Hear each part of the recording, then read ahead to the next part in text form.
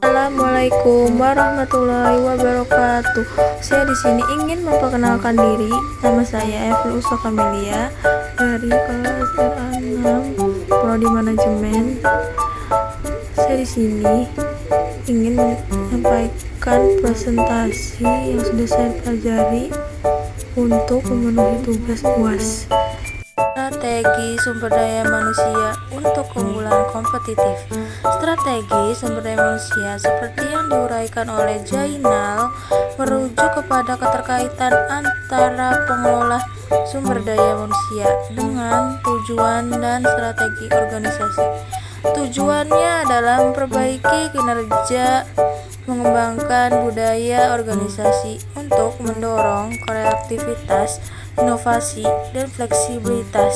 Pentingnya strategi manajemen SDM untuk keunggulan kompetitif. Strategi inovasi mendorong perilaku inovasi karyawan. Yang kedua, menciptakan lingkungan yang mendukung inovasi. Yang ketiga, memberikan insentif untuk adopsi teknologi baru dan mengembangkan produk unik. Selanjutnya, strategi peningkatan mutu. Yang pertama itu fokus pada peningkatan mutu produk atau karyawan. Yang kedua, melibatkan karyawan dan perbaiki mutu. Yang ketiga, berikan pelatihan dan pengembangan keterampilan. Perencanaan tenaga kerja. Perencanaan tenaga kerja adalah menentukan jumlah dan jenis tenaga kerja dibutuhkan oleh organisasi untuk masa depan. Ini melibatkan kegiatan meramaikan kebutuhan tenaga kerja, termasuk menyediakan baru dan optimasi sumber daya manusia yang ada. Desain pekerjaan. Pengertian desain pekerjaan adalah proses membentukkan, spesifikan tugas-tugas yang terkandung dalam pekerjaan untuk seorang individu atau kelompok. Tujuan desain pekerjaan adalah untuk menciptakan struktur tugas yang relevan, menjelaskan tugas-tugas yang relevan dan bermakna, serta mengatur tugas-tugas tersebut agar dilaksanakan efektif dan ergonomik dan lingkungan kerja. Ergonomik adalah studi tentang interaksi antara manusia dan lingkungan kerja mereka. Tujuan dari ergonomik adalah meningkatkan lingkungan kerja yang nyaman dan efisien, sehingga dapat meningkatkan kesejahteraan produktivitas karyawan. Manfaatnya yang pertama, meningkatkan kesejahteraan dan kesehatan karyawan. Yang kedua, meningkatkan produktivitas.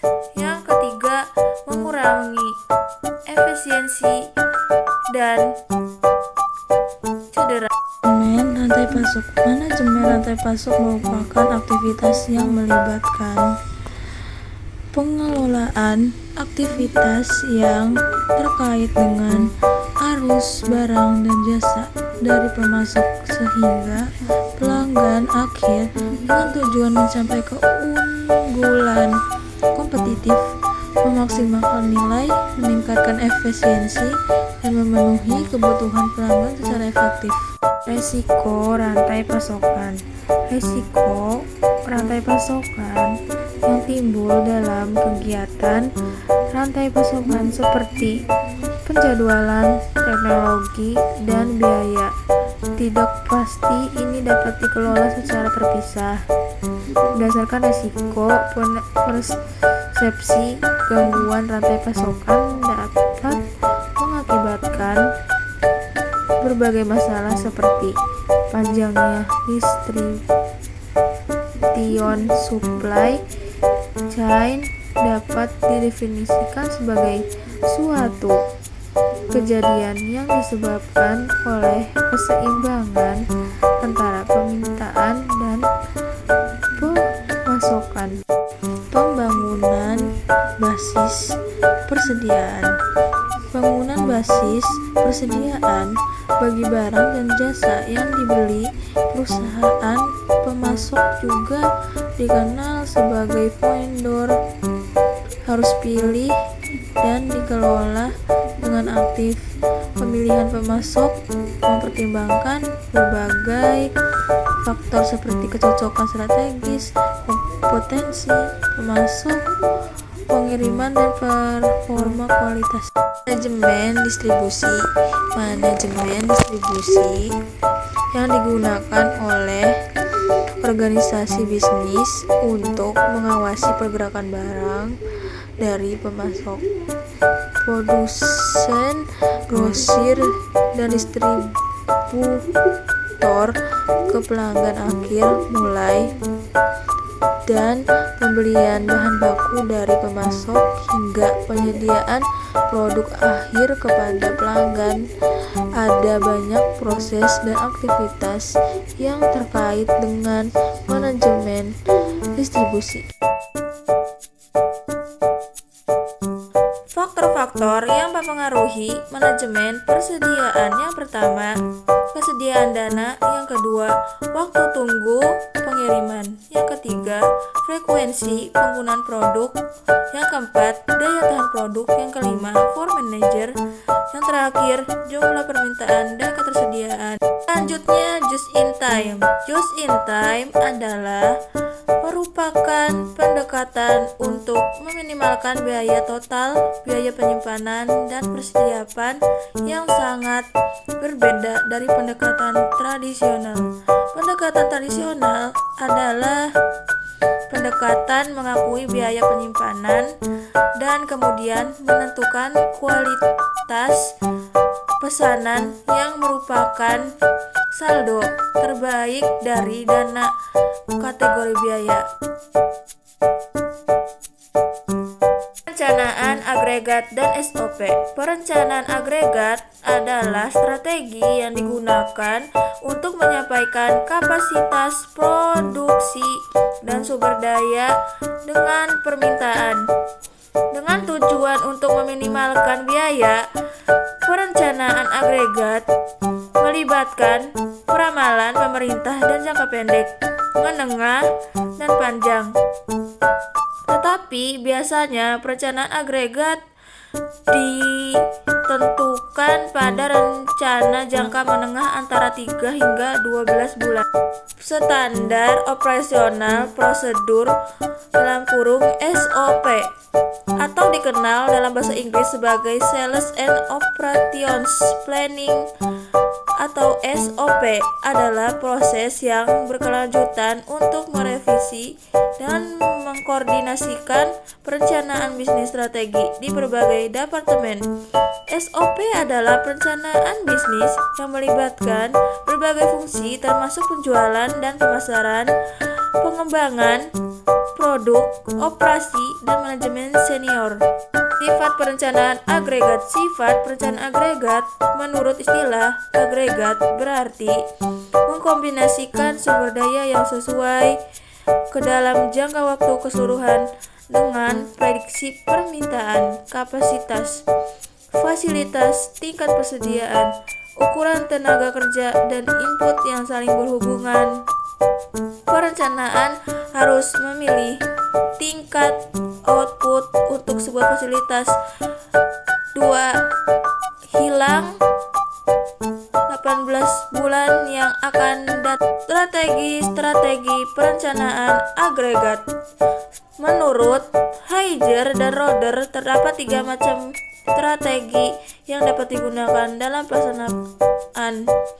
Yang pertama, pilih kegiatan; yang kedua, pilih permintaan; yang ketiga, pilih campuran. Selanjutnya, metode-metode perencanaan agregat.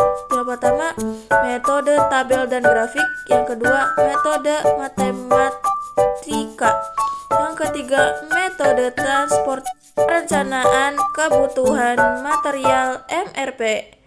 Permintaan dependen MRP didasarkan pada permintaan dependen. Permintaan dependen adalah permintaan terhadap item level yang lebih tinggi. Misalnya, permintaan akan mesin otomotif roda merupakan permintaan dependen yang tergantung pada permintaan otomotif. Persyaratan model persediaan dependen.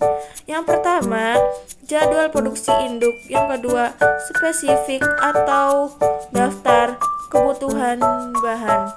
Yang ketiga, persediaan. Yang keempat, persyaratan pembelian yang belum dipenuhi. Yang kelima, waktu tunggu. Manajemen MRP.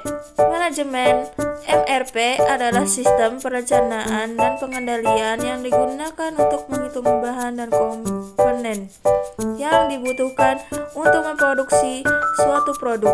Sistem ini terdiri dari 3 tahap utama, yaitu mengambil inventaris bahan dan komponen yang tersedia, mengidentifikasikan bahan dan komponen tambahan yang dibutuhkan dan menjadwalkan produksi atau pengembalian bahan dan komponen MRP dalam industri jasa. MRP. Dengan sistem MRP, perusahaan dapat mengetahui banyaknya bahan baku atau bahan pokok yang diperlukan untuk membuat suatu produk di masa yang akan datang,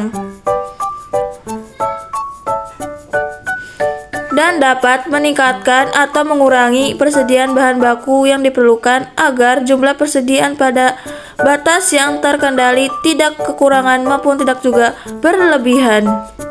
Berikutnya dengan contoh proses material requirement planning. Pada perhitungan material requirement planning untuk produksi UMKM keripik usus cabai babe Malang digunakan metode perhitungan lot sitting, yaitu pembuatan metode lot for lot dan metode EOKI. Pemilihan menentukan perencanaan kebutuhan material ini disesuaikan dengan keadaan UMKM keripik usus cabai babe yang membuatkan minimal dengan penggunaan investor, baik untuk investor bahan baku maupun investor hasil produk. Hingga penentuan jadwal jangka pendek. Definisi jadwal jangka pendek adalah penerjemahan keputusan kapasitas perencanaan agregat serta jadwal induk ke dalam urutan pekerjaan dan pekerjaan tertentu atas karyawan, material, dan pemesinan untuk memenuhi permintaan karyawan dan peralatan tertentu dalam basis halaman atau jam.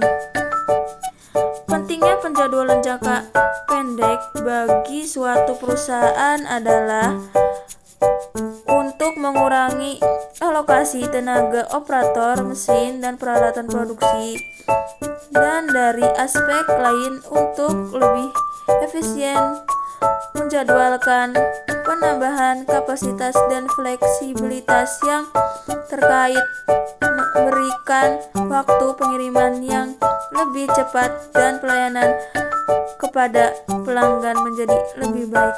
Just in time atau JIT. Just in time adalah sistem pengelola produksi yang berfokus pada tujuan menghasilkan produk atau pelayanan sesuai dengan kebutuhan pelanggan tanpa penyimpanan stok berlebih. Pendekatan JIT mengurangi persediaan dan meningkatkan efisiensi produk dengan penyimpulan bahan baku tepat waktu ke produk untuk memenuhi permintaan sehingga mengurangi pemborosan dan biaya penyimpanan. Kesimpulannya, strategi manajemen sumber daya manusia fokus pada keterkaitan dengan tujuan dan strategi organisasi bertujuan meningkatkan kinerja dan mengembangkan budaya inovatif melalui perencanaan distribusi sumber daya manusia. penentuan jadwal jangka pendek yang baik bahwa manfaat termasuk peningkatan efisien dan pemanfaat sumber daya dengan baik. Dan just in time adalah sistem pengolahan produksi yang berfokus pada tujuan menghasilkan produk atau layanan sesuai dengan kebutuhan pelanggan tanpa penyimpanan stok berlebih. Kumpulan manajemen rantai pasokan atau supply chain management adalah integrasi aktivitas kerjasama antar perusahaan dalam pengadaan bahan dan pelayanan pengembangan menjadi barang setengah jadi. Kumpulan perencanaan agregat adalah strategi untuk menyesuaikan kapasitas produksi dan sumber daya dengan permintaan untuk meminimalkan biaya. Fokus utama biasanya pada rencana jangka panjang. Kesimpulan MRP digunakan pada berbagai industri, terutama yang berkarakteristik job shop, yakni industri yang berproduksi sejumlah produk dengan menggunakan peralatan produksi yang relatif sama. Sekian dari saya. Mohon maaf kalau ada kata-kata yang salah. Wabillahi taufik wal hidayah. Wassalamualaikum warahmatullahi wabarakatuh.